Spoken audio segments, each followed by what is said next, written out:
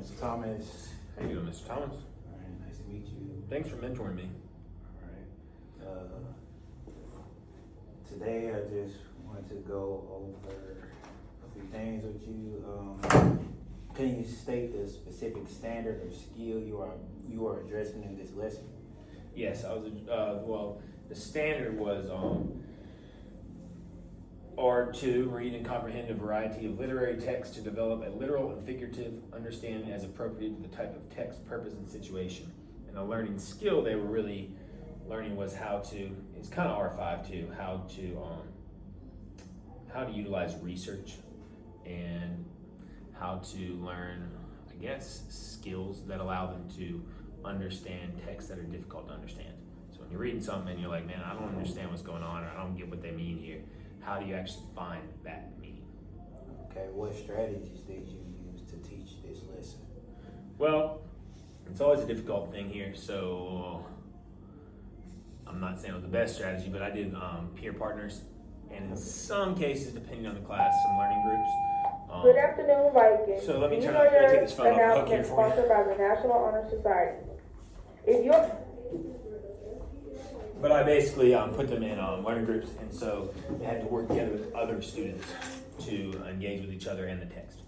Okay, is there, what evidence did you see of the students being engaged in the lesson? Well, they were definitely engaged. I will say that they were discussing it.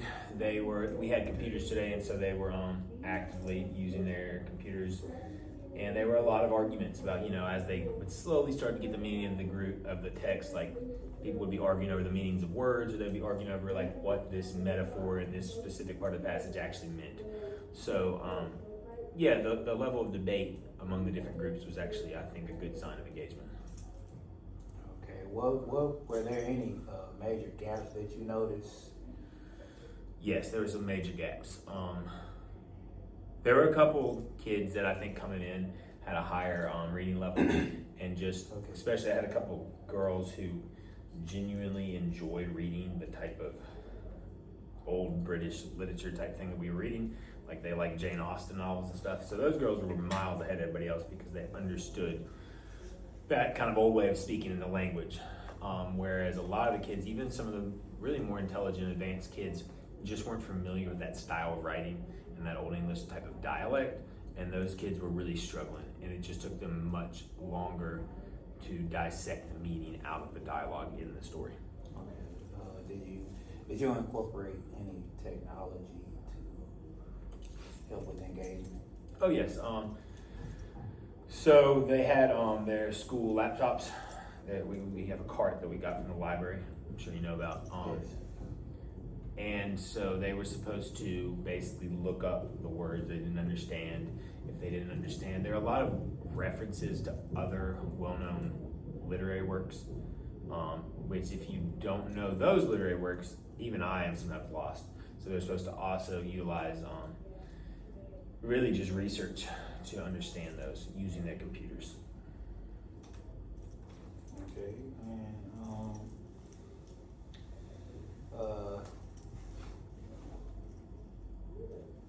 of the review of Huffman's academic achievements, what are some strategies that you use specifically to improve student grade level mastery? Wait, say that question one more time for me. So, overall, what are things you're doing to improve the overall achievement? I get you. So not just individual. Yes, not just the individual standards, just Yeah, I get it. when it comes to proficiency. Well, I think that it's very tempting to just, with the textbook that we're using, to have what's called a scaffolded text, which is basically a dumbed down, and I don't say dumbed down in a derogatory manner, but a dumbed down version of the text that it uses the vocabulary level is much lower, it paraphrases things, and so it's always very tempting to, instead of giving them this difficult text where they're going to get frustrated, they're going to hit dead ends, they're going to get annoyed, it's always tempting to just give them the easier text. But doing so is not necessarily fair because a lot of the kids are very intelligent. They need to be challenged. They need to be pushed. They need to get frustrated and engage in that, productive struggle that comes with, academic rigor. And so I think to raise the whole class mastery, there was only 1 or 2 students with very specific IEPs, so I gave the scaffolded text to. All the rest got the original text, and it's very, in my opinion, I'm an English teacher.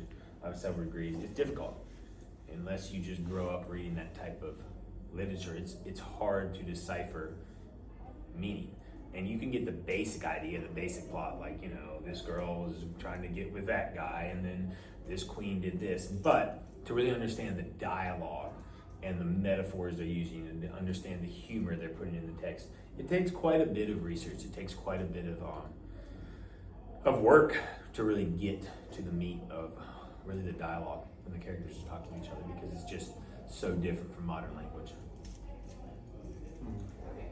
All right, so with those strategies that you use and everything we discussed, what follow-up strategies or data collection could give you more insight into student progress?